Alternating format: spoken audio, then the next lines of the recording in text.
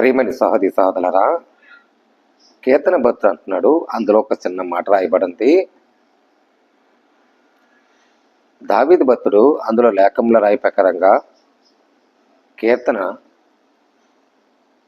94:18 వెళ్తే, యెహోవా నీ కృపతో నన్ను బలపరచము.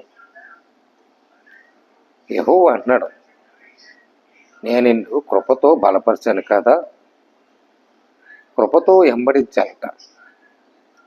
ఈరోజు కృప దేవునికి ఇచ్చేది కృప కావాలి. కృప ఉంటేనే కదా మనకు క్షేమంగా ఇచ్చేది. దేవుని కృపతోనే మనం చక్కగా పని చేసుకుంటున్నాం, ఆరోగ్యమును కాపాడుకుంటున్నాం. ఆయన బలపరిచాడు. బైబిల్ సారంగా నడిచే విధానము, ఆ మాట రాయిపక ప్రకారంగా లెక్కింపబడే ప్రకారంగా, యెహోవా నీ కృపతోనే నేను నిన్ను బలపరిచాను. తన కృప కావాలని ప్రయాసపడ్డాం, ఆ కృప దొరకలేదు.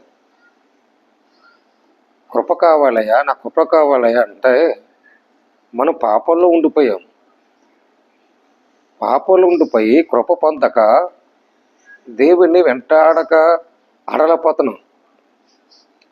దేవుడు అన్నీ చూస్తున్నాడు, ప్రశ్నిస్తున్నాడు. నీ కృపతోనే నేను బలపరుస్తున్నాను, ఇదిగో నన్ను నమ్ము, నేను నిన్ను సొత్తుగా వాడుకుంటా, కుడి చేతులు పెట్టుకుని నిన్ను ఆదరించా. ఒక తల్లి అయినా తండ్రినైనా నా సర్వభావములతోనూ ఆదరించి నేను ఎంతో ప్రేమగా ప్రేమించా అని యేసయ్య అంటున్నాడు. ఆయన కృపతో కావాలి, నడవాలి. ప్రియమిత్రులారా, ఈ వాక్యం ఏం చెప్తుందంటే, దేవుడి సహాయం లేనిది, దేవుడు ఆశీస్సు లేనిది, దేవుడు మనను బలపరచలేనిది కృప ఎలా దొరుకుతుందండి? కృపతోనే నువ్వు చేసే ప్రార్థన, నువ్వు చేసే విశ్వాసం ప్రార్థన. ఆనాడు రాహేలు అన్న గొడ్డాలైనా సరే బిడ్డల్లాక ఎంతో అల్లాడిపోతే తన కన్నీటితోటంట దేవుడి సన్నిధిలోకి వెళ్ళి మొరపెట్టింది. తన కన్నీళ్ళు చూసంట అందరూ నన్ను గొడ్డాలంటున్నారు, అవ్వా నీ చిత్తమైతే నీ కృపతో నన్ను బలపరిచి నీ కృపతోనే నన్ను గర్భఫలం తెచ్చేయి అని ప్రార్థించక ఆ ప్రార్థన విని దేవుడి కృపతో గర్భఫలం తెచ్చేసాడు. అప్పుడు గర్భఫలం తెచ్చేసాడు. అతని పేరు తెలుసు కదా, సమూయేలు. చక్కటి సమూయేలు.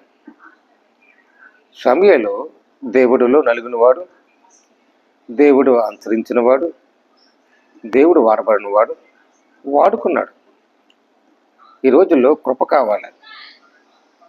కృప ఉంటేనే కదా మనిషికి మనిషి మనం ప్రేమ చూపించేది. కృప మన సాటి లేని ప్రేమ చూపించాలంట. మోసం చేయకండి. ఎక్కిరించబడ్డావనుకో పంట కొయ్యి తప్పదు. నీ ప్రేమ 10 మందికి చూపించే సాటిలేని ప్రేమ, క్రీస్తు ప్రేమ చూపించు. దేవుడు నేను ఇంకా బలపరుస్తాడు. దావీదు భక్తుడు అలాగే బలపరిచి వాడుకున్నాడు. దేవుడి కృపతో మహారాజుగా చేశాడు. ఈ రోజుల్లో మనం ఎలాగుంటున్నాం? అనుకుంటున్నాం, వర్కౌట్ అవుతలేదు. ప్రార్థిస్తున్నాం, వర్కౌట్ అవుతలేదు. మనలో పాపం ఎంత కొంత ఉందామో అని ఆలోచిస్తే తెలుసుకోవాలి. దేవుడు ఎందుకు తోడుగు మనం ఉండలేదు? ఎంత ప్రార్థన చేశాను, ఎంత మనకి జవాబు సమాధానం దొరకలేదు అనుకోవచ్చు. అంటున్నాడు, యెహోవా నేను నీ కృపతోనే బలపరుస్తున్నా, నన్ను ఒక్కసారి గమనించుకోండి. ఎలా గమనించుకోవాలండి? మనం ఆయన ఆశ్రయించిన వాని దుర్గమై నేను ఉన్నాను కనుక వర్ధలించే మనం దేవునికి ప్రార్థనతో మొదలు పెట్టాలి. దావీదు భక్తుడు ఉదయకాలము, మధ్యాహ్నకాలం, సాయంత్రకాలం ప్రార్థిస్తుండగా దేవుని కృపతోనే ఆయన బలపరిచి దావీదుకి మహారాజుగా వర్ధలిచ్చాడు. ఇంట్లో ఏ సమస్య ఉంటున్నామో, ఏ బాధ ఉంటున్నామో, కృప కావాలంటే దేవునికి ప్రార్థించు. మన కొరకు కాదు, ఎదుటి వాళ్ళకి పాడైపోయిన జీవితాల కొరకు ప్రార్థించాలి. నశించిపోయిన ఆత్మల కొరకు ప్రార్థించాలి. బిడ్డల క్షేమం కోసం ప్రార్థించాలి. ప్రతి ఒక్కరి క్షేమం కోసం ప్రార్థించాలి. ఇరిగి నలిగిన హృదయము ఆత్మల కొరకు, వాళ్ళ కొరకు ప్రార్థించాలి. అప్పుడే యెహోవా కృపతో నిన్ను బలపరుస్తా అన్నాడు. ఈ విషయం మనందరూ తెలుసుకోవాలని ప్రభుపేట మీరు అందరికీ వందనాలు తెలియజేస్తాం. దేవుడి మాటలు దీవించి ఆశ్రయించిన కాక ఆమేన్. ప్రార్థన చేద్దాం. ప్రేమగల తండ్రి, కృపగల దేవానికి స్తోత్రాలు. నాయన, ఇంతవరకు సజీవ వెలిగించావు. కృపతో బలపరచు, దీవించి ఆశ్రయించు. అనేక బిడ్డలకు రక్షణ తెచ్చేది సహకారం నడిపించి మేలు చేయమని గొప్ప కార్యము సంగతులు తెలియజేయబడుతున్నాను. నీ చిత్తముగా, నీ ఇష్టముగా నడిపించి స్వరము తెచ్చేసి నడిపించే స్వరం ఆదర్శలుగా నడిపించి గొప్ప కార్యము ధరింపు చేస్తామని క్రీస్తు యేసు పరిశుద్ధాత్మ బేట మేడుకున్నా పరమ తండ్రి. ఆమేన్. ప్రైజ్ అండి. అందరికి వందనాలు. God bless you.